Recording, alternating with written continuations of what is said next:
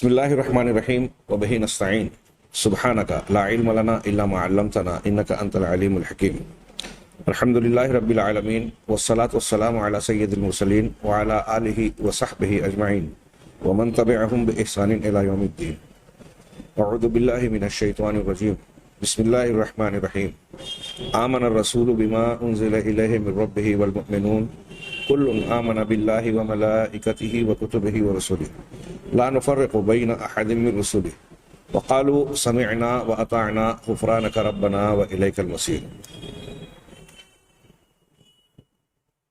سامعین کرام، اللہ کے نبی جناب محمد رسول اللہ صلی اللہ علیہ وسلم کے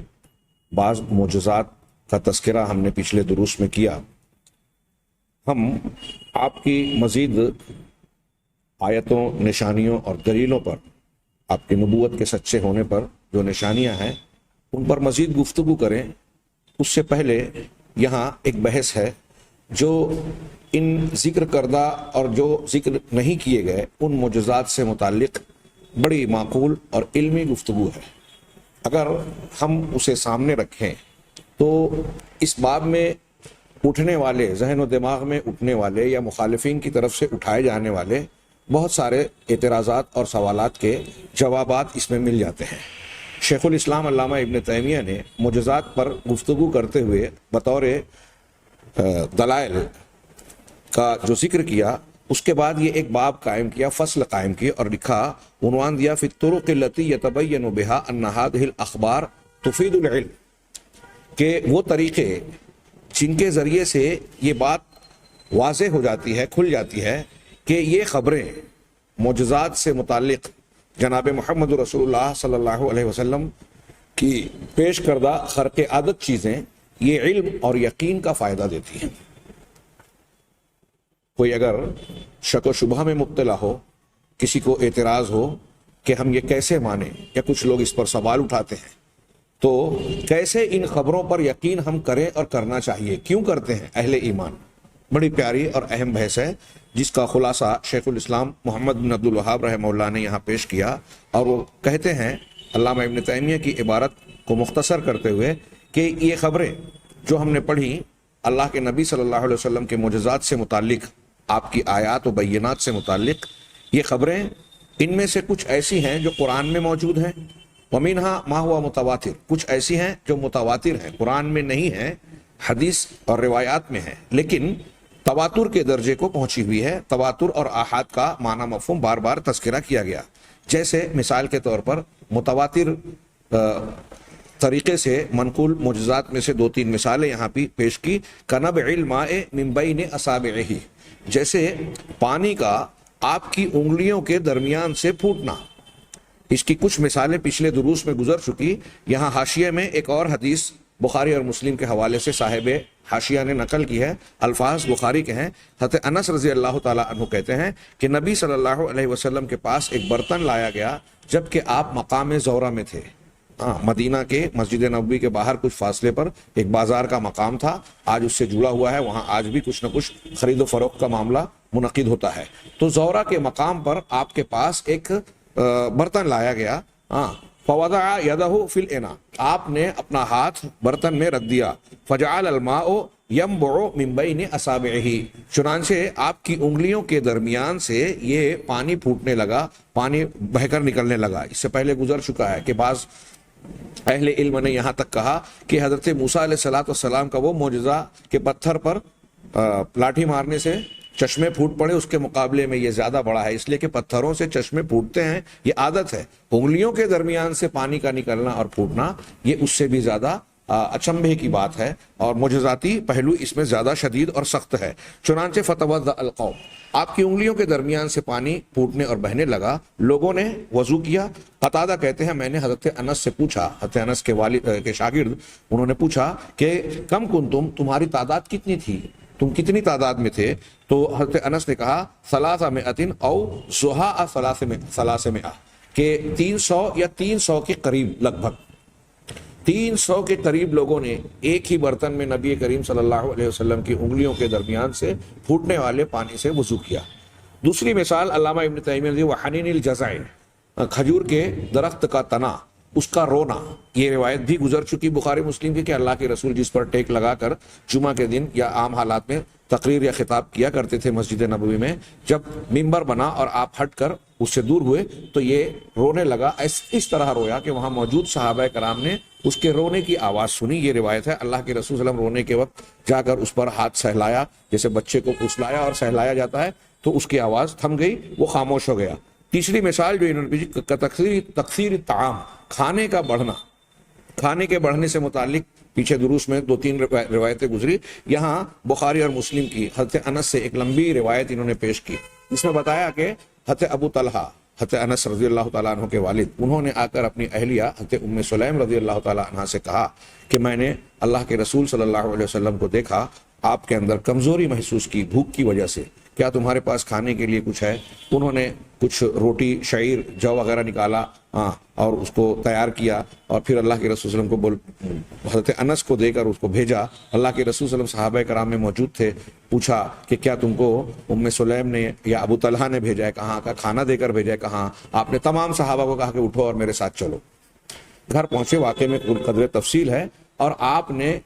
جو ہے حضرت ام سلیم سے وہ کھانا منگوایا اور گھی منگوایا جو روٹی پر ڈالا گیا، اور اس کے بعد آپ نے ان لوگوں کو دینے کے لیے اس میں دعا وغیرہ پڑھی. ابو طلحہ یا حضرت انس کہتے ہیں. اور اس کے بعد کہا کہ 10 صحابہ کرام کو اندر بلایا جائے. 10 صحابہ کرام آئے، یہ روٹی گھی کھائی، اس کے بعد سیر ہو کر، شکم سیر ہو کر باہر نکلے. پھر 10 آئے، پھر چلے گئے، وہ 10 چلے گئے پیٹ بھر کھانے کے بعد. پھر اس کے بعد 10 آئے. اس طرح پوری قوم نے، جتنے لوگ موجود تھے سارے لوگوں نے کھایا تھوڑے سے کھانے میں. یہ واقعہ یہاں ذکر کیا، ایسے اور بھی کہیں. تو علامہ ابن تیمیہ کہہ رہے ہیں کہ ان واقعات میں سے کچھ تو قرآن میں ہیں، کچھ ایسے ہیں جو متواتر ہیں. متواتر کی مثال دیتے ہوئے کہا جیسے آپ کی انگلیوں کے درمیان سے پانی کا پھوٹنا، اسی طریقے سے کھجور کے تنے کا رونا اور کھانے کا بڑھنا.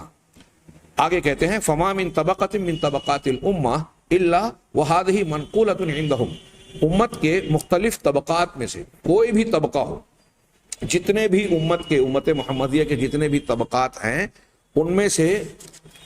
ہر طبقے کے پاس ان واقعات میں سے کچھ نہ کچھ چیزیں نقل کی گئی ہیں. یعنی کوئی طبقہ ایسا امت کا موجود نہیں ہے جس نے اس کو روایت نہ کیا ہو، اس قسم کے واقعات کو بیان نہ کیا ہو. بلکہ یہاں تک کہا علامہ ابن تیمیہ نے ينقلها اکثر مما ينقل کثیر من القرآن،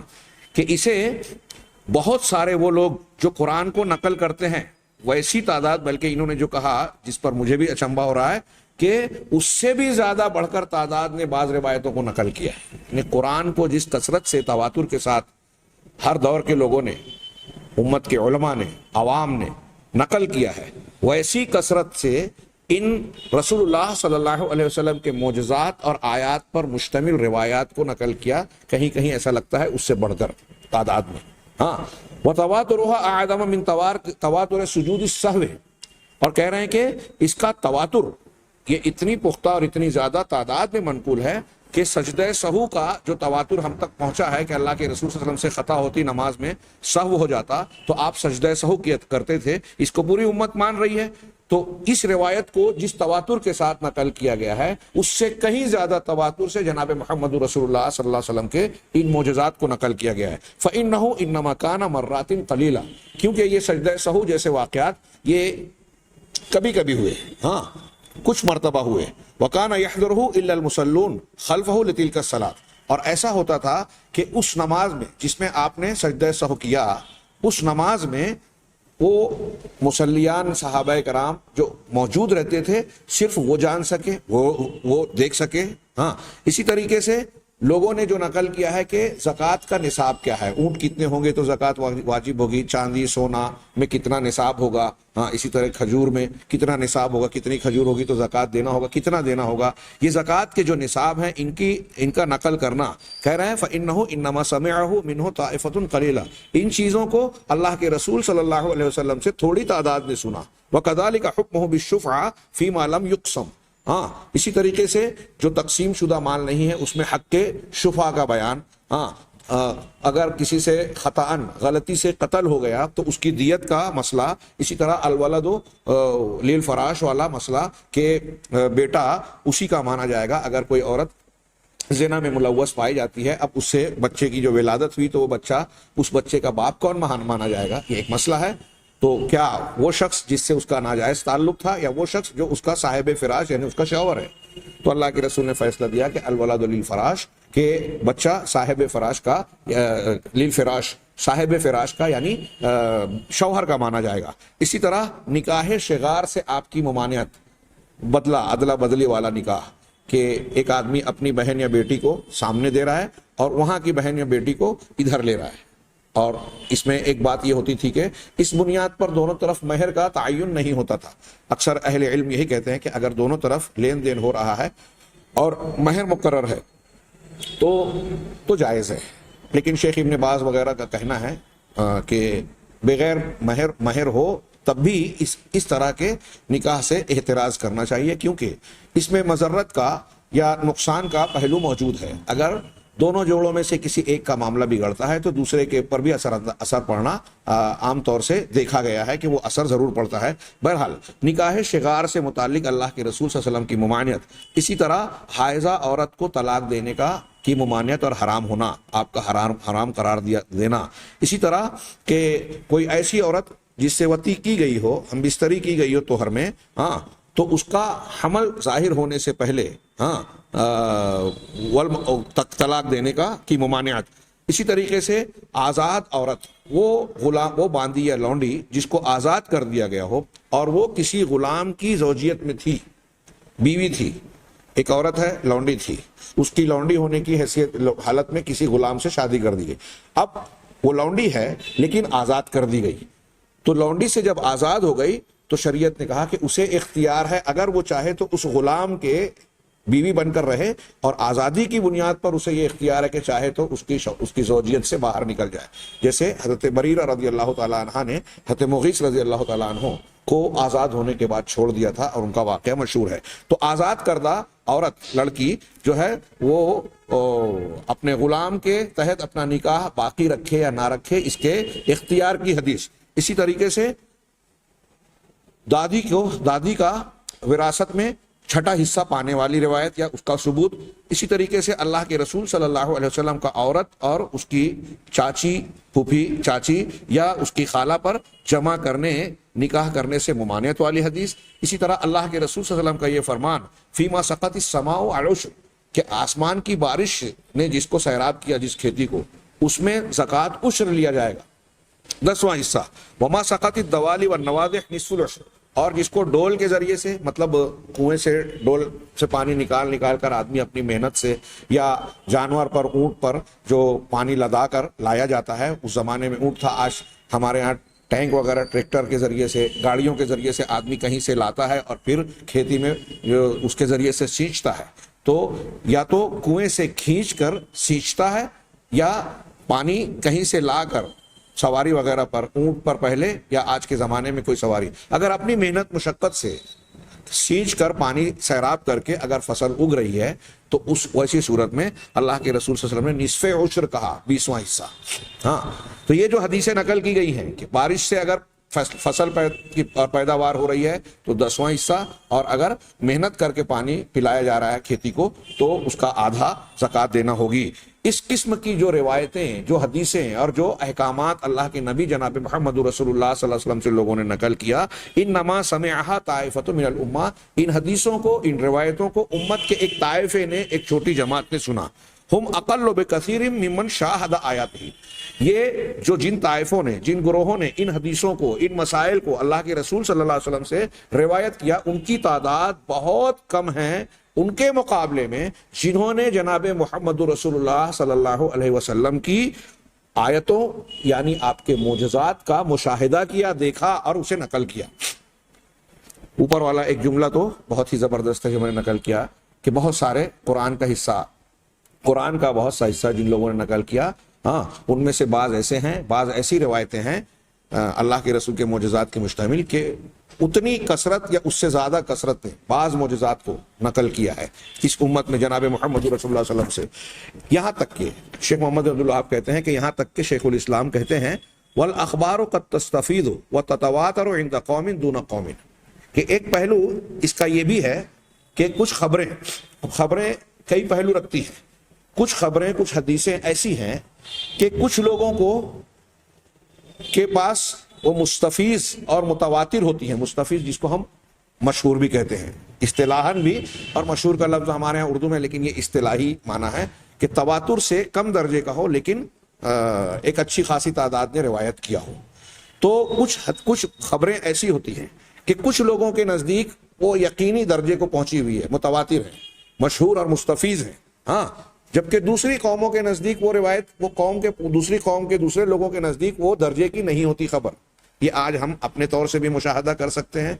کہ ایک میدان کے لوگوں کو اس میدان سے متعلق جو خبریں معلوم ہوتی ہیں, دوسرے میدان کے لوگوں سے کو اس میدان سے متعلق وہ خبر نہیں ہوتی. اب صحافت اور جرنلزم سے تعلق رکھنے والوں کو صحافت میں کیا اونچ نیچ ہیچ پیچ ہوتا ہے وہ زیادہ جانتے ہیں. تجارت سے تعلق رکھنے والوں کو تجارتی امور اور بازار اور منڈی کی کیا ریت روایت ہے, کس طرح وہاں سیاست اور پالیسیاں اختیار کی جاتی ہے, وہ ان کو زیادہ معلومات ہوتی ہے. اسی طرح ہر میدان اور ہر شعبے کے سے تعلق رکھنے والوں کو اپنے شعبے کی معلومات زیادہ ہوتی ہے. اس لائن کی ہمارے یہاں بولتے ہیں کہ فلاں کی لائن یہ ہے. علماء میں بھی الگ الگ فنون کے جو تعلق رکھنے والے اہل علم ہیں, ان کی اپنے اپنے متعلقہ علم کا فہم, ادراک اور معلومات زیادہ اور گہری ہوتی ہے بنسبت دوسرے علوم کے. وہی بات علامہ ابن تیمیہ کہہ رہے ہیں کہ یہی بات خبروں میں ہے, حدیثوں میں بھی ہے کہ ایک قوم کے پاس, کچھ لوگوں کے پاس کچھ خبریں ایسی ہوتی ہیں جو بڑی مشہور, متواتر اور اعلیٰ درجے کی ہے, جبکہ دوسروں کے نزدیک وہی اس درجے کو نہیں پہنچتی. ہاں, کیسے, کیوں یہ فرق ہوتا ہے؟ بحسب طلبہم لہا وعلمہم بما اخبر بہا وما دل من الدلائل علی صدقہم. ہاں, یہ مختلف پہلو انہوں نے بتائے کہ ان کی اس حدیث کو اور خبر کو طلب کرنے کی چاہت کی حیثیت سے کہ کون اس کا کتنا طلبگار ہے. ایک آدمی ایک مسئلے سے متعلق تحقیق کر رہا ہے تو ظاہر سی بات ہے کہ جو اس میدان کی تحقیق کر رہا ہے اس کو تحقیق نہ کرنے والے کے مقابلے میں زیادہ معلومات ہوگی. وہی بات یہاں کہی. اسی طرح وعلمہم بمن اخبر بہا, اسی طرح کس نے یہ خبر دینے والا کون ہے. ایک آدمی ایک خبر لا رہا ہے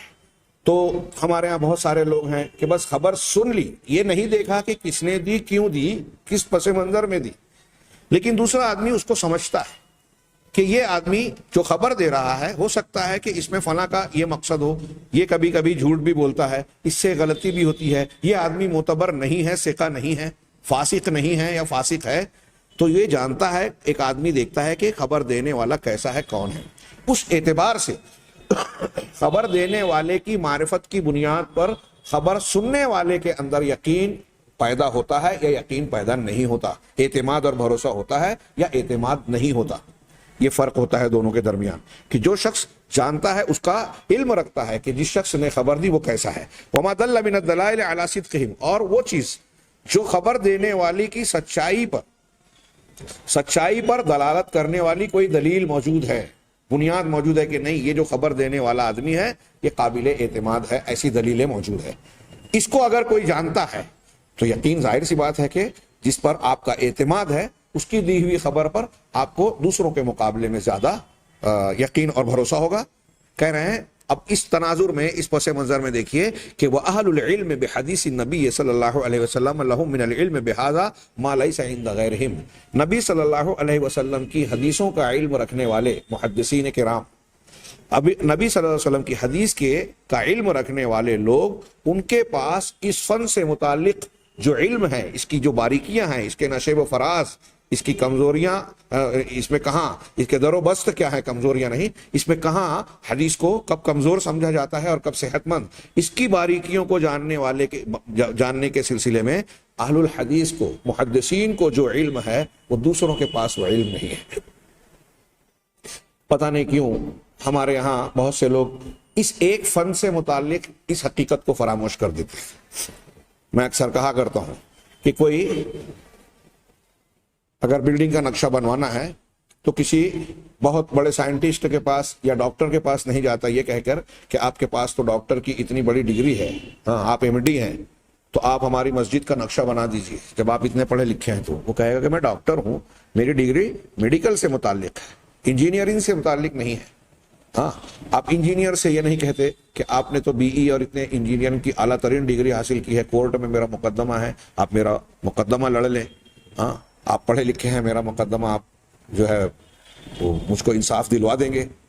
تو وہ کہے گا کہ میں انجینئر ہوں, وکیل نہیں ہوں, لائر نہیں ہوں. تو ہر فن کے جاننے والوں کو آپ مانتے ہیں, اور یہ دنیا کا آدمی یقین رکھتا ہے کہ وکیل عدالت میں جو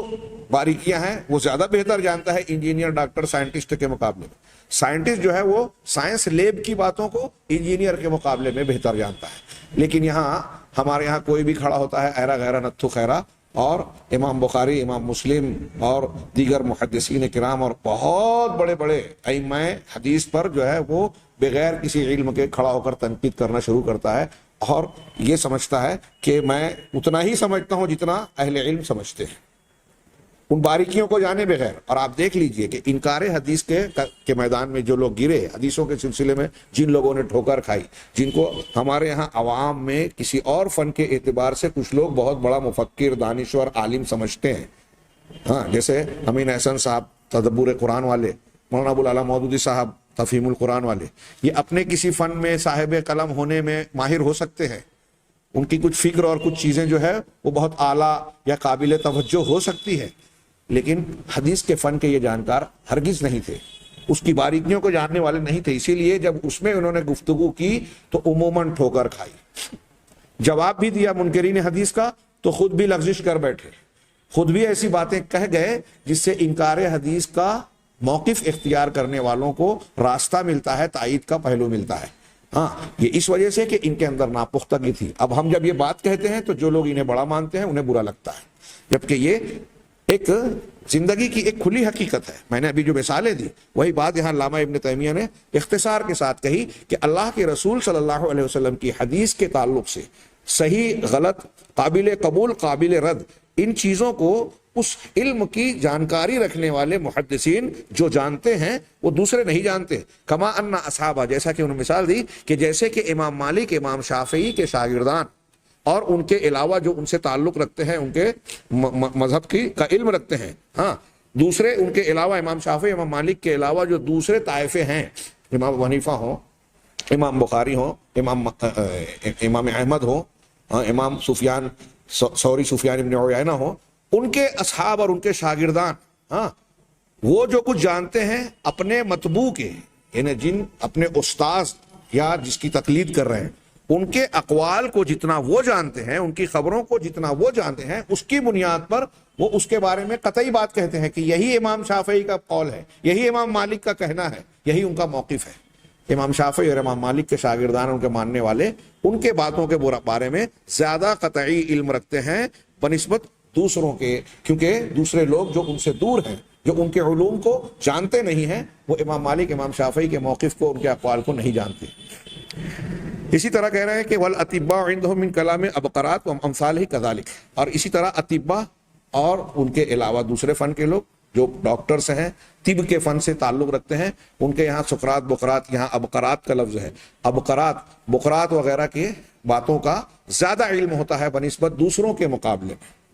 ظاہر سی بات ہے جو طبی فن کا جانکار ہے, اس فن اور علم سے جڑا ہوا ہے, وہ اس فن کے ماہرین کی باتوں کو دوسروں کی بنسبت زیادہ جانتا ہے. یہ بالکل واضح ہے. آگے مزید کہہ رہے ہیں کہ ایام اسلام, یعنی اسلامی تاریخ اور نشیب و فراج اور عروج و زوال کی تاریخ کو جاننے والے مورخین, تاریخ کا علم رکھنے والے خلفائے راشدین, ان کے غزوات سے متعلق جیسے اجنادین کا واقعہ, مرج الصفر کا واقعہ, اور اس کے علاوہ جو حضرت ابوبکر صدیق کے زمانہ خلافت میں ہوئے, اسی طرح جنگ یرموک ہو, فارسیوں سے حرب الفرس, فارسیوں سے جنگ جو ایران کیسر و کسرا کی فتوحات کا معاملہ ہوا, فرس سے جنگ, اسی طرح مصر میں جو جنگ ہوا جو حضرت عمر فاروق کی خلافت میں ہوئی, ان واقعات کے بارے میں مورخین, سیرت نگار اور ایام اسلام کے جاننے والے لوگ وہ قطعی باتیں جانتے ہیں اور مضبوط علم رکھتے ہیں جو ان کے علاوہ افراد نہیں جانتے. کتنی سمپل اور سادی بات ہے. ہاں, وَكَذَلِكَ بَعْدَ هَؤُلَاءِ, اسی طریقے سے ان لوگوں کے علاوہ خلفائے راشدین کے بعد جو ہیں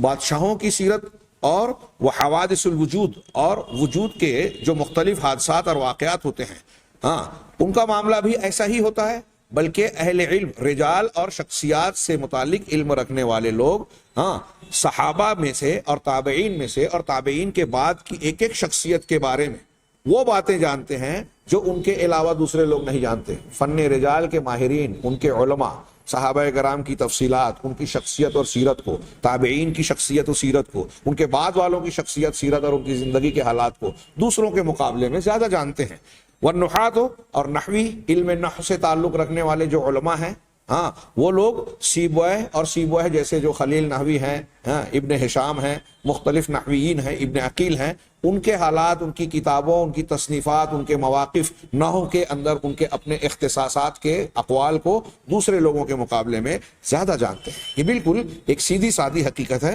جسے مانے بغیر کسی کو بھی چارہ نہیں ہو سکتا. جب یہ حال تمام علوم فنون سے متعلق ایک زندہ حقیقت ہے تو فکیف بمن هو عند اتباعہ اعلی قدرا من کل عالم. تو جب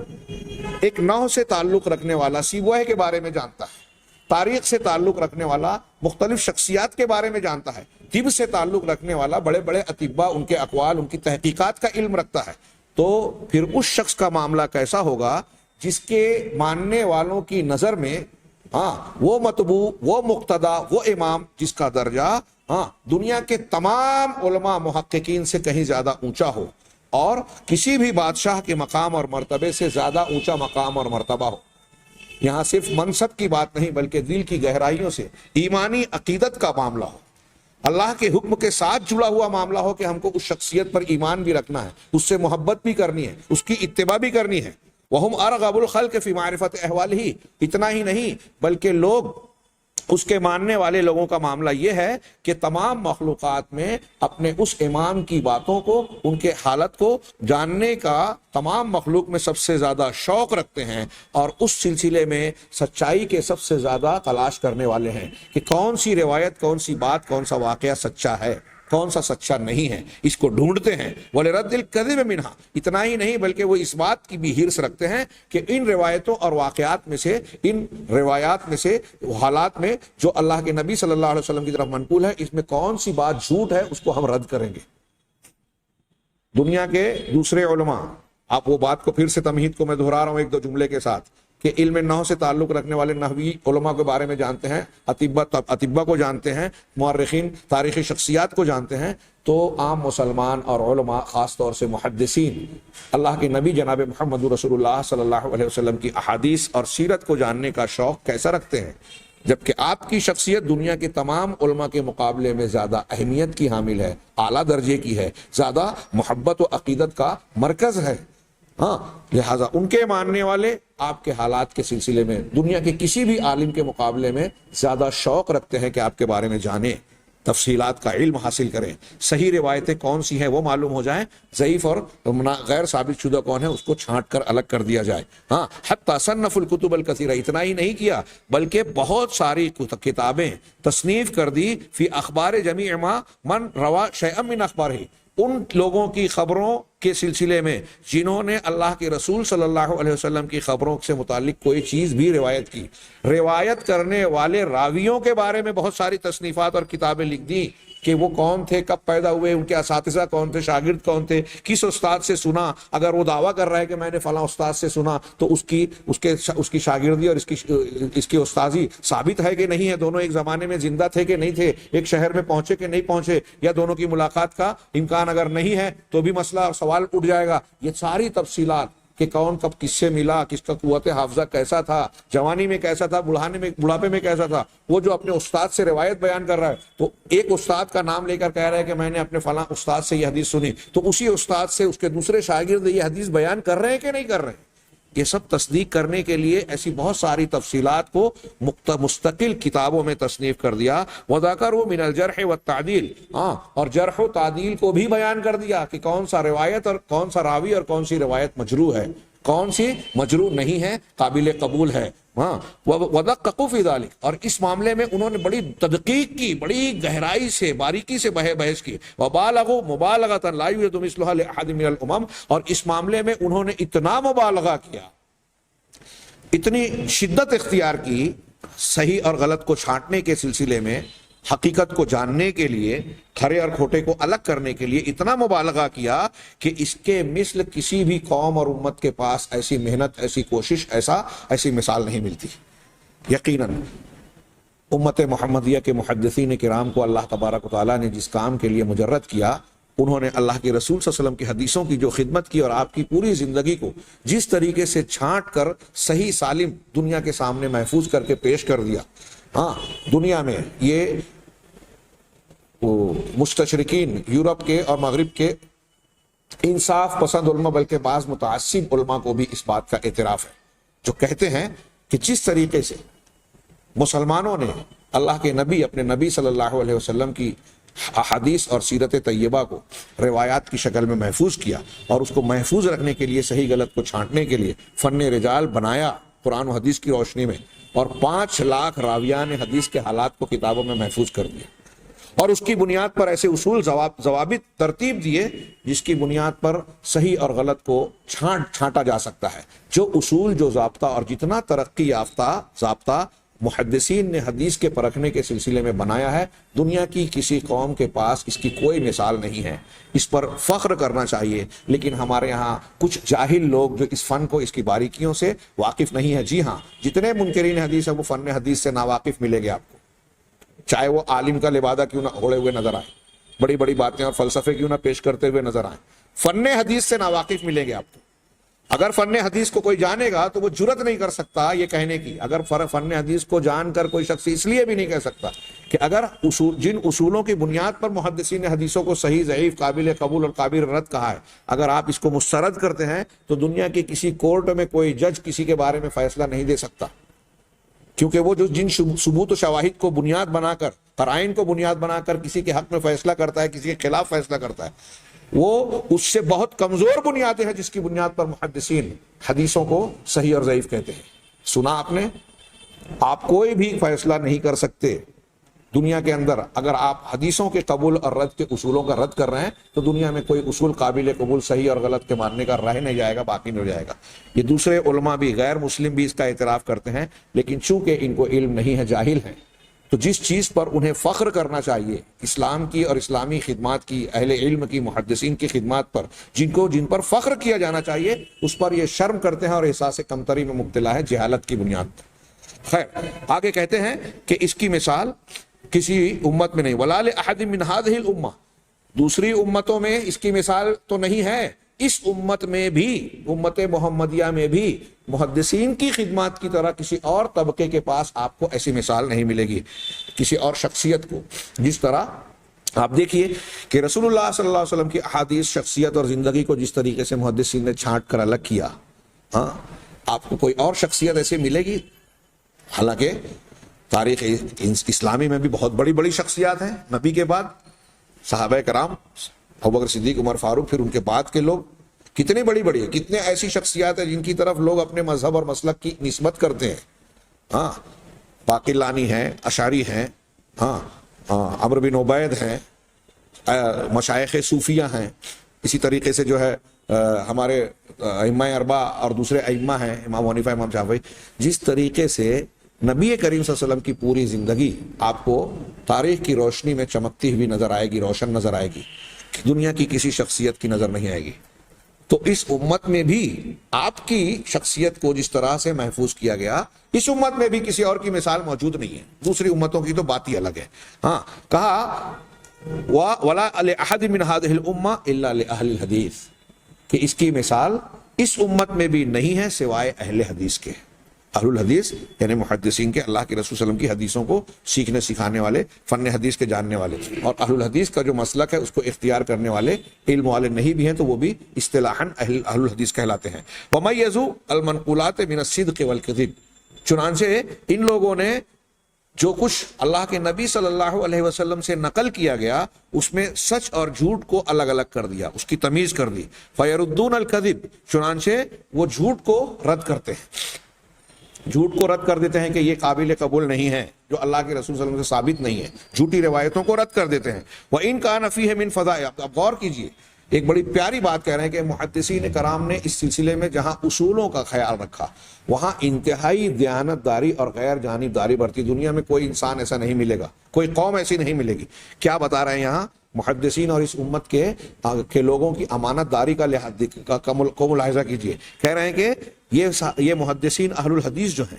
جب چھانٹتے ہیں، جمع کرتے ہیں اپنے رسول صلی اللہ علیہ وسلم کی شخصیات کو، روایتوں کو، تو اس میں سے صحیح ضعیف کو، جھوٹ اور سچ کو الگ کر دیتے ہیں، نمبر ایک، اور جو جھوٹ ہے اس کا رد کر دیتے ہیں، اس جھوٹ کو رد کر دیتے ہیں چاہے اس میں نبی صلی اللہ علیہ وسلم کی اور کی فضیلتیں ہی کیوں نہ بیان کی گئی ہو، وہ اعلام نبوت ہے، اور اس میں نبی کریم صلی اللہ علیہ وسلم کی نبوت کے تعلق سے بڑے نشانات ہی کیوں نہ بیان کیے گئے ہوں۔ غور کیجئے، ہمیں نبی صلی اللہ علیہ وسلم سے محبت ہے، عقیدت ہے، یہ اصول آج ہمارے ہاں بعض اہل بدعت ملحوظ نہیں رکھتے، ہاں، لیکن اگر کسی حدیث اور روایت یا خبر سے بظاہر اللہ کے نبی جناب محمد رسول اللہ صلی اللہ علیہ وسلم کی فضیلت ہی کیوں نہ ظاہر ہو رہی ہو، آپ کی نبوت کا کوئی نشان ہی کیوں نہ واضح ہو رہا ہو، اگر وہ روایت اصولوں کی بنیاد پر جھوٹ ہے تو محدثین نے یہ نہیں دیکھا کہ یہ جھوٹ ہے، اللہ کے رسول کی فضیلت ثابت ہو رہی ہے تو جھوٹ ہونے کے باوجود اسے قابل قبول مان لیا جائے، بیان کر دیا جائے کہ یہ روایت قابل قبول ہے، جی نہیں۔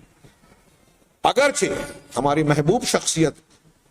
کی فضیلت ہی کیوں نہ بیان ہو رہی ہو، روایت اگر جھوٹ ہے تو اسے جھوٹ کہا محدثین نے، ہاں، چاہے آپ کی نبوت کے اعلام اور آپ کے صحابہ کرام کے فضائل ہی کیوں نہ اس روایت میں موجود ہوں، یا آپ کی امت کی فضیلت کیوں نہ ظاہر ہو رہی ہو، آپ کی امت کی فضیلت۔ اب دیکھیے شیعوں نے ایک روایت بنائی کہ مثال کے طور پہ کہ میں علم کا دروازہ ہوں اور علی اس کا دروازہ، شیعوں کی بنائی ہوئی روایت ہے، محدثین نے اسے رد کیا۔ اب شیعوں کے مقابلے میں، روافظ کے مقابلے میں بعض اہل سنت نے یہ حدیث بنا لی کہ میں علم کا دروازہ ہوں، علی اس کا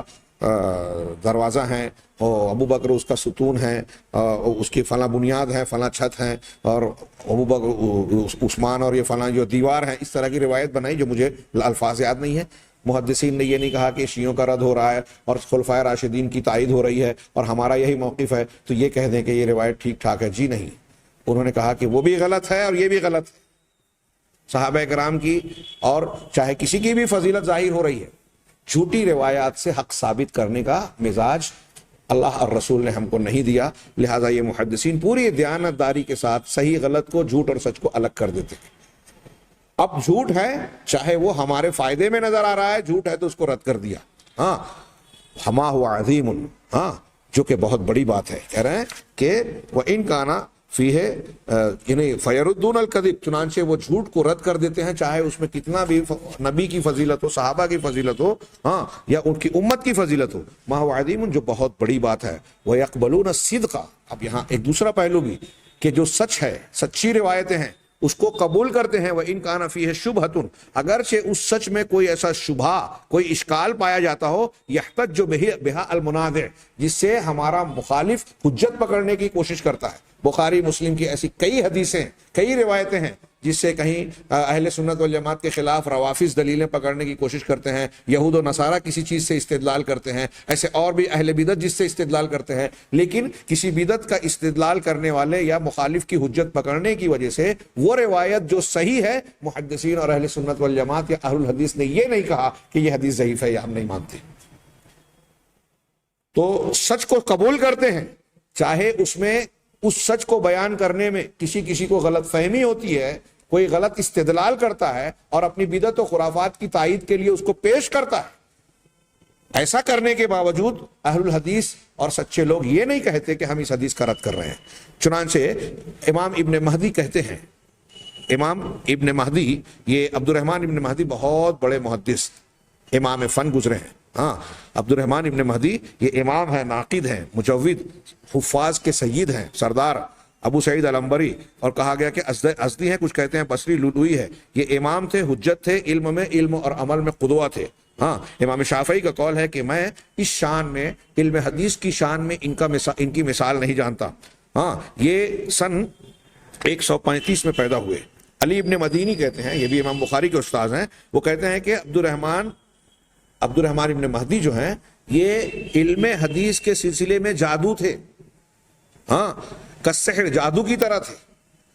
یعنی جادو تھے، جادو کی طرح تھے، یعنی عجیب و غریب صلاحیتوں کے مالک تھے جو انسان کی عقل میں نہیں آتی. ہاں، ان کا بصرہ میں انتقال ہوا. بہرحال یہ ابن مہدی سے قول نقل کیا علامہ ابن تیمیہ رحمہ اللہ نے، اس میں بھی نقل کیا ہے اپنی بعض دوسری کتاب منہاج السنہ وغیرہ میں بھی، لیکن صاحب حاشیہ نے کہا کہ مسنداً یہ قول ہمیں مل نہیں سکا. اقتداء الصراط اور منہاج السنہ وغیرہ میں بھی انہوں نے نقل کیا اور الجواب الصحیح میں بھی نقل کیا، لیکن محشی نے کہا کہ ہمیں یہ مسترد نہیں ملا. لیکن ان کا یہ قول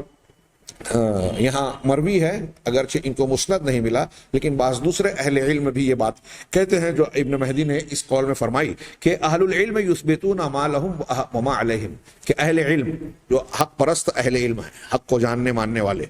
اہل علم جو ہیں، وہ تمام باتیں بیان کرتے ہیں جو ان کے حق میں ہوتی ہے اور جو ان کے خلاف ہوتی ہے. میرے حق میں اگر کوئی قول ہے تو میں حق کی بات پیش کروں، اور جو میرے خلاف میں اس کو چھوڑ دوں، یہ اہل علم کا طریقہ نہیں ہے. آپ دیکھیے اہل الحدیث دنیا میں آج بھی ان کا مزاج نظر آئے گا کہ اگر کوئی مسئلہ موقف بیان کرتے ہیں تو اپنے منہج اور موقف کو بیان کرنے کے ساتھ ساتھ مخالف کا موقف بھی، اس کے کچھ اقوال، کچھ دلائل کا ذکر کرتے ہیں اور اس کی وضاحت بیان کرتے ہیں. تو ابن مدینی کے طرف منسوب اس قول میں ہے کہ اہل علم ثابت کرتے ہیں وہ چیز جو ان کے لیے ہے اور وہ چیز جو ان کے خلاف ہے، ما لہم اور ما علیہم، جو ان کے حق میں ہے اور جو ان کے خلاف ہے، دونوں کو بیان کرتے ہیں. اس کے برخلاف وہ اہل الاہواء ما یثبتون الا ما لہم، اور اہل اہوا جو بدعتی لوگ ہیں، جو اہل حق نہیں ہیں، ہاں، وہ صرف انہی چیزوں کو ثابت کرتے ہیں، انہی چیزوں کو بیان کرتے ہیں جو ان کے حق میں ہوتی ہے. آج دیکھ لیجئے روئے زمین پر آپ کو اکثر بیشتر اہل بدعت کا یہی مزاج ہوگا کہ جو ان کے حق میں ہے دلائل کی شکل میں اسے پیش کرنے کی کوشش کرتے ہیں، وہ دلیل ہو یا نہ ہو، ثابت ہو نہ ہو، اپنے حق کی بات پیش کریں گے، اپنے خلاف والی دلیلوں کو چھوئیں گے نہیں، ذکر نہیں کرتے. اگر کبھی ذکر کرتے ہیں تو دھوکہ دہی کے انداز میں. فَإِذَا كَانَ أُولَٰئِكَ فِي مَا يَنْقُلُونَهُ عَنْ مَتْبُوعِهِمْ جَازِمِينَ بِهِ لَا يَكُونُ إِلَّا صِدْقًا. اب علامہ ابن تیمیہ نے آگے کہا کہ جب یہ لوگ اپنے مطبوع کے بارے میں کوئی نقل اگر کرتے ہیں تو اس کے بارے میں یہ جزم رکھتے ہیں، یقین رکھتے ہیں کہ یہ سچ کے علاوہ کچھ نہیں ہے. یعنی جو نحوی لوگ سیبویہ کے بارے میں کہتے ہیں کہ امام سیبویہ کا یہ کہنا ہے، ہاں، طبیب کہتے ہیں سقراط، بقراط، بطلیموس، افلاطون کا یہ کہنا ہے، ہاں، تاریخ اور مورخین کے جاننے والے کہتے ہیں فلاں صحابی، فلاں شخصیت، حضرت ابوبکر صدیق کے زمانے کی فلاں شخصیت، یا بعد کے فلاں بادشاہ کا یہ واقعہ ہے، اس سن میں وہ پیدا ہوا، اس سن میں مرا، اتنے دن تک حکومت کی، اور ایسا فلاں فلاں کے ساتھ شادی کی اور فلاں کے ساتھ یہ معاملہ ہوا. ان علوم کے جاننے والے، اپنے اپنے فن کے جاننے والے، جس بارے میں تحقیق کرنے کے بعد کہتے ہیں اور اس کی روایتوں کو نقل کرتے ہیں، تو اس میں ان کو یقین ہوتا ہے کہ ہم فلاں بادشاہ کے بارے میں جو کہہ رہے ہیں بالکل پکی بات ہے، یقین سے کہتے ہیں. تو فَهَؤُلَاءِ مَعَ جَزْمِهِمْ بِالصِّدْقِ وَاتِّفَاقِهِمْ عَلَى التَّصْدِيقِ أَوْلَىٰ. جب ان کو یہ یقین ہے سیبویہ کے بارے میں، سقراط بقراط کے بارے میں، تو یہ لوگ جو اپنے نبی جناب محمد رسول اللہ صلی اللہ علیہ وسلم کی خبروں سے متعلق اتنی احتیاط، اتنا شوق، اتنی رغبت رکھتے ہیں دوسروں کے مقابلے میں کہیں بڑھ کر، دوسروں کے مقابلے میں کہیں باریکی اور اصولی طریقے کو اختیار کر کے، تو کہہ رہے ہیں کہ یہ لوگ تو سچائی اور یقین کے ساتھ ساتھ، ہاں، واتفاقہم علی التصدیق، دوسروں کی تصدیق پر متفق ہونے کے سلسلے میں دوسروں کے مقابلے میں زیادہ لائق ہے. یعنی یہ سچائی کو حاصل کریں اور اس میں جو سچائی ہے ایک دوسرے کی تصدیق کریں، اس معاملے میں دوسرے کے مقابلے میں ان کا زیادہ حق ہے. وعامۃ اخبار الصحیحین مما اتفق اہل الحدیث علی التصدیق بها، ہاں، جزموا بذلک. کہہ رہے ہیں کہ صحیحین کی، بخاری اور مسلم کی عام حدیثیں جس پر کہ اہل الحدیث نے اتفاق کیا ہے، ہاں، اس کی تصدیق پر، عام بخاری اور مسلم، امام بخاری اور امام مسلم نے جو ہے نقل کر کے اکٹھا کی بہت ساری صحیح حدیثوں میں سے صحیح کا ایک مجموعہ پیش کیا. ان کی عام صحیح حدیثوں کو جو مسند ہیں، اس زمانے کے ماہرین حدیث نے، پھر ان کے بعد خود یہ جو جمع کرنے والے ہیں یہ خود بڑے ناقدین ائمہ حدیث تھے، پھر ان کے شاگرد بخاری سے، امام بخاری سے، بخاری کو کہتے ہیں کہ 90,000 لوگوں نے جو پڑھا، ان کے شاگردان کی تعداد تھی. ہاں، پھر ان کے شاگردان ہر دور میں تصنیف کے بعد سے جو ہے اس کو پڑھا گیا، لکھا گیا، نقل کیا گیا، پڑھایا گیا. اس کے سند کے ایک ایک راوی پر، متن کے ایک ایک لفظ پر جو ہے لوگوں نے بحث کی، نقد کیا. ہاں، بعض جزئیات میں تھوڑا موڑا اختلاف کیا گیا، اور اکثر کے معاملے میں امت کے تمام جمہور محدثین نے اتفاق کیا کہ صحیحین کی عام روایتیں بالکل پختہ اور ثابت شدہ ہیں۔ اسی لیے یہاں یہ بات دماغ میں رہے، منکرین حدیث اور ہمارے یہاں بہت سارے لوگ جو بخاری مسلم پر تنقید کرتے ہیں، یہاں تک کہ وہ چاہے بڑے بڑے نام ہوں، میں خاص طور سے 2 نام ابھی میں نے پیش کیا،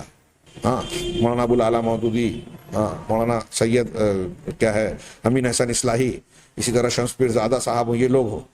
ان کو یہ بات نہیں سمجھ میں آتی کہ اگر امام بخاری اور امام مسلم نے روایت کو نقل کیا ہے تو وہ ان کی شخصی حیثیت کو دیکھ کر یہ سوال اٹھاتے ہیں کہ ان سے کیا غلطی نہیں ہو سکتی، لیکن انہیں یہ پتہ نہیں یہ اصولی بات کہ محدثین یا امت جو ہے صرف بخاری اور مسلم کو صرف امام بخاری اور امام مسلم کی شخصیت کی بنیاد پر نہیں مانتی۔ کسی ایک انسان نے بھی یہ نہیں کہا، ان سے خطا کا امکان نہیں ہے، کوئی شخص یہ نہیں کہتا، ان سے غلطی ہو سکتی تھی، ہو سکتی ہے، اور مسلک جو انہوں نے اپنے استنباط وغیرہ میں کیا، اہل الحدیث یا ان کے ماننے والے بھی ان کے کئی مسائل میں ان سے اختلاف رکھتے ہیں۔ شارحین بخاری جو بخاری کی شرح کر رہے ہیں، امام بخاری کے کئی مواقف سے جو اختلاف رکھتے ہیں، وہ اختلاف الگ ہے، اس میں خطا کا امکان ہم مانتے ہیں، لیکن جو انہوں نے روایت نقل کی تو روایت نقل کرنا خبر دینا ہے۔ ہمارے یہاں لوگوں نے رائے اور روایت کے درمیان فرق نہیں کیا، کسی کی رائے ماننا ان کی تقلید ہے، کسی کی روایت ماننا اس کی خبر کی تصدیق اور قبولیت ہے یا عدم قبولیت ہے۔ سچے آدمی کی خبر کو قبول کرنے کا قرآن نے حکم دیا ہے، ان جاءکم فاسق بنبأ فتبینوا، اگر کسی فاسق کی کوئی خبر، کوئی فاسق تمہارے پاس کوئی خبر لائے تو تحقیق کر لو۔ اس کا مفہوم مخالف یہ ہوا کہ فاسق نہیں ہے، متقی پرہیزگار ہے، معتبر آدمی ہے، اگر وہ کوئی خبر لا رہا ہے تو اس کی خبر کو مانو۔ اور یہ میں نے صرف ایک آیت پیش کی، قرآن حدیث کی اور بھی دلیلیں پیش کی جا سکتی ہے، اس کو بنیاد بنایا ہے محدثین نے۔ تو اب سچے آدمی کی خبر کو قبول کر لینا یہ قرآن حدیث کا حکم ہے، تو خبر ماننا ایک الگ چیز ہے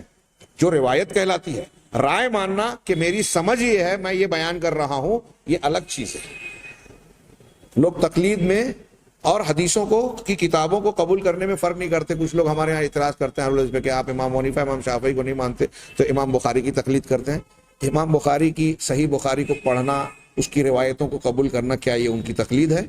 آپ نے تقلید کا، میں نے وہی کہا، رائے اور روایت کا فرق ہی نہیں جانا۔ آپ سے آ کر اگر کوئی آدمی کوئی خبر بیان کر رہا ہے کہ فلاں فلاں جگہ اس طرح واقعہ حادثہ ہوا، آپ نے اس پر بھروسہ کر لیا تو کیا اس کی تقلید کی؟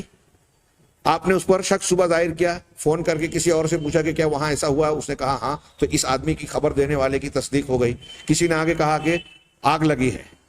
ابھی آپ اس کی خبر سن رہے ہیں، آپ کا اعتماد ہے، لیکن جس طرف آگ لگی ہے بتایا، اس طرف سے آپ کو دھواں اٹھتا نظر آیا، پھر فائر بریگیڈ کے سائرن کی آواز بھی آنے لگی، تو یہ سارے قرائن بتا رہے ہیں کہ اس کی خبر سچی ہے۔ ایسے محدثین نہ صرف یہ کہ اصولوں کی بنیاد پر حدیثوں کو پرکھتے ہیں، بلکہ قرائن کا بھی لحاظ رکھتے ہیں جو قرآن و حدیث میں بیان کیا گیا۔ یہاں اس تفصیل کا موقع نہیں ہے، میں صرف یہ کہنا چاہ رہا ہوں کہ جو صحیحین کو جو حیثیت حاصل ہے وہ صرف شخصیت بخاری اور شخصیت مسلم رحمہم اللہ کی بنیاد پر نہیں ہے۔ ایک تو یہ بات ہے کہ وہ خود ائمہ فن ہیں، سچے ہیں، ثقہ ہیں، قابل اعتماد ہیں، پھر انہوں نے لکھنے کے بعد اپنے اساتذہ کو جو ان سے بڑے ماہر فن تھے، اپنے اساتذہ کو دکھایا، ان لوگوں نے ان سے موافقت کی، پھر اس زمانے کے محدثین نے دیکھا، موافقت کی، ان کے بعد کے شاگردوں نے، اب امام بخاری امام مسلم کے شاگردوں میں کیسی کیسی شخصیتیں ہیں، ابو ذرع رازی بخاری کے شاگرد، ہاں یہ خود ایک امام ہیں، نقاد ہیں، ہاں امام ترمذی، امام ابو داؤد، ایسے لوگ ان کے شاگردان ہیں جو خود ایک حیثیت رکھتے ہیں اس فن کے بارے میں کہ کسی حدیث کے سلسلے میں ان کا فیصلہ جو ہے قابل قبول مانا جاتا ہے۔ اب یہ سارے سونار یہ کہہ رہے ہیں کہ امام بخاری امام مسلم نے جو سونا دیا ہے وہ کھرا سونا ہے، فل کیرٹ کا، ہاں سارے جوہری کہہ رہے ہیں کہ یہ کانچ کا ٹکڑا نہیں ہے، سچا ہیرا ہے۔ تو اب دنیا میں کوئی شخص کھڑا ہو دانشور مفکر بن کے کتابیں لکھے اور کہے کہ ہو سکتا ہے کہ سارے جوہریوں کو اس بات کی غلط فہمی ہو رہی ہے کہ یہ ہیرا ہے لیکن وہ کانچ کا ٹکڑا ہو، تو آپ کے یہ اندیشہ ظاہر کرنے سے سارے جوہریوں کی بات رد ہو جائے گی۔ دنیا کے سارے ڈاکٹر کسی بیماری کے بارے میں ایک ہی کامنٹ دے رہے ہیں، ایک غیر ڈاکٹر جاہل آدمی جو ڈاکٹر نہیں ہے وہ کہے کہ ہو سکتا ہے کہ سارے ڈاکٹروں سے غلطی ہو رہی ہو، تو اس کے صرف ہو سکتا ہے کہنے پر سارے ڈاکٹروں کی بات کو رد کر دیا جائے گا۔ کوئی فن، کوئی دنیا کا کوئی شخص اسے قبول نہیں کرے گا سوائے منکرین حدیث جیسے بے وقوف لوگوں، وہ چاہے دانشور کہلاتے ہوں۔ کیونکہ وہ فن نہیں جانتے. اسی لیے علامہ ابن تیمیہ بتا رہے ہیں کہ پہلے تو وہ پوری بنیاد سامنے رکھیے کہ ہر فن کے لوگ اپنے فن کے بارے میں دقیق اور باریک معلومات رکھتے ہیں. محدثین اللہ کے رسول صلی اللہ علیہ وسلم کی حدیثوں اور شخصیت کے بارے میں جاننے کے دوسروں کے مقابلے میں زیادہ حق رکھتے ہیں اور تصدیق کا بھی زیادہ حق رکھتے ہیں. اسی لیے ان کے بارے میں کہا جاتا ہے کہ صحیحین کی حدیث کا درجہ کیوں ہے؟ صرف اس لیے نہیں کہ ان دونوں نے صحیح کہا، اس لیے بھی کہ امت نے اس کی تلقی کی ہے، تلقی بالقبول، قبولیت کے ساتھ اسے لیا ہے. اور یہ امت کے درمیان مشہور ہوئی ہے، اردو والا مشہور نہیں، اصطلاح والا مشہور. ساری امت کے محدثین میں یہ مشہور ہوا. یہی وجہ ہے کہ بخاری اور مسلم آج کل کچھ لوگ غلط فہمی کا شکار ہوتے ہیں. جو کچھ حدیثیں بخاری مسلم میں ہیں، کچھ حدیثیں ایسی ہیں، بہت سی حدیثیں ایسی ہیں جو بخاری مسلم میں نہیں ہیں، تو لوگ کہتے ہیں کہ یہ بخاری اور مسلم کی شرط پر ہے. لیکن جو بخاری مسلم کی حدیث ہے وہ، اور جو بخاری مسلم میں نہیں ہے لیکن اس کی شرط پر ہے، بخاری اور مسلم کی شرط پر ہونے کے باوجود وہ حدیثیں بخاری اور مسلم کا درجہ نہیں پا سکتی. بہت اچھی طرح سمجھیں، جو شرط بخاری پر ہے وہ بخاری کی حدیث کے جیسی نہیں ہو سکتی، جو شرط مسلم پر ہے وہ مسلم کی میں موجود حدیث کی جیسی نہیں ہو سکتی، جو بخاری مسلم دونوں کی شرط پر ہے وہ ان دونوں میں موجود حدیث کے درجے کو نہیں پہنچ سکتی. کیوں؟ اس لیے کہ بخاری مسلم میں ہونا ایک بات، اور پھر بخاری مسلم میں ہونے کے ساتھ تمام محدثین کی تائید اور تلقی بالقبول، تمام محدثین میں اس کا مشہور ہونا اور پھر اس کے بعد اسے قبولیت کا درجہ دینا، یہ اسے ایک اعلیٰ درجہ دیتا ہے جو شرط پر پائے جانے والی حدیث کو حاصل نہیں ہے. یہ تائید ہو کے اس کو اور قوت مل گئی. اسی لیے شاہ ولی اللہ جیسے لوگ کہتے ہیں کہ جو شخص بخاری اور مسلم کی حدیثوں کی مخالفت کرتا ہے وہ سبیل المومنین کے خلاف جا رہا ہے، مسلمانوں کے متفقہ فیصلے کی مخالفت کر رہا ہے. واتبع غیر سبیل المومنین والی اصطلاح استعمال کی قرآن کی. تو کہا کہ صحیحین کی عام خبریں وہ ہیں جس پر اہل الحدیث متفق ہیں اور اس کی تصدیق کرتے ہیں سب کے سب. وجزموا بذالک، اور اس پر انہوں نے جزم کیا ہے. اس جملے پر صاحب حاشیہ نے کہا النکت علی ابن صلاح، جو ابن حجر کی کتاب ہے، اس میں جلد اول صفحہ 348 سے 355 تک اس بحث کو دیکھا جا سکتا ہے. وعامۃ ما ذکرنا من آیاتہ التی فی الصحاح، اور امام ابن تیمیہ نے کہا یہاں کہ عام وہ چیزیں جو ہم نے اللہ کے نبی صلی اللہ علیہ وسلم کے معجزات اور نشانیوں سے متعلق بیان کی ہیں، ان میں سے عام روایتیں صحاح میں موجود ہیں. بہت سی تو خود بخاری مسلم میں اور دوسری صحیح حدیث کی کتابوں میں موجود ہے. ہیا من موارد اجماعہم، جو کہ محدثین کے حدیث کا علم، نبی کریم صلی اللہ علیہ وسلم کے حالات، احادیث اور اخبار کے بارے میں علم رکھنے والوں کے اجماع کا مقام ہے. یہ یعنی انہی مقامات پر گویا لوگوں نے عام طور سے محدثین نے بحث کی ہے اور عام طور سے اس پر اتفاق کیا ہے. تو گویا ہم نے جو صحاح کی کتابوں سے اللہ کے رسول صلی اللہ علیہ وسلم کے معجزات کو بیان کیا، یہ عام طور سے محدثین کے یہاں گویا متفق علیہ مقبول اور اس پر قبول کیا جاتا، اس کی تصدیق کی جاتی ہے. فہذا طریق و سلک ہی من عرفہ من العلماء، چنانچہ یہ علماء میں سے جو شخص ان باتوں کو جانتا ہے اس کے چلنے کا یہ راستہ ہے، یہی راستہ ہے. فہذان طریقان فی تصدیق هذه الاثار، تو چنانچہ یہ ان حدیثوں کو سچ ماننے میں، جو معجزات سے متعلق حدیثیں ہیں، ہم اس کو سچ کیوں مانیں، یہی ہماری بحث ہے. تو علامہ ابن تیمیہ نے یہ بحث کرنے کے بعد نتیجے کے طور پر آخری جملہ کہا کہ ان حدیثوں کو سچ ماننے کے سلسلے میں یہ دو طریقے ہیں. پہلا التواتر العام، عام تواتر کے امت کے لوگوں نے ہر طبقے نے ان حدیثوں کو، ان معجزات کو بیان کیا. اور دوسرا والتواتر الخاص، خاص تواتر، یعنی مخصوص فن کے لوگوں نے، اہل الحدیث اور حدیث کا علم رکھنے والے علماء نے اس کی تصدیق کی. یہ دو طریقے بیان کیے. تیسرا اور کچھ اور طریقے ہیں. میں یہ چاہتا تھا کہ آج کے اس ایک درس کے اندر علامہ ابن تیمیہ رحمہ اللہ کی یہ بہت ہی خوبصورت پیاری بحث، جس کی بنیاد پر ہم رسول اللہ صلی اللہ علیہ وسلم کے معجزات پر مشتمل روایتوں کی تصدیق کریں، اور ماننا پڑے گا، ماننا چاہیے. اس کی تصدیق کے کیا ذرائع ہیں، اس پر ایک علمی اور عقلی قسم کی بحث کی ہے، اصولی بحث کی ہے، جسے جاننے کے بعد کوئی انسان جو انصاف والا ہوگا وہ ان کا انکار نہیں کر سکتا. کئی نکات باقی ہیں، میں چاہتا تھا کہ ایک ہی درس میں اسے سمیٹا جائے، لیکن وقت زیادہ ہو رہا ہے، لہذا ہم ان دو نکات پر آج کی بحث کو، آج کی گفتگو کو روکتے ہیں. اگلے درس میں انشاءاللہ اس فصل کی بقیہ نکات کو ہم پیش کریں گے. اللہ تبارک تعالیٰ سے دعا ہے کہ وہ ہمیں صحیح علم اور صحیح عمل سے نوازے. وآخر دعوانا ان الحمد للہ رب العالمین.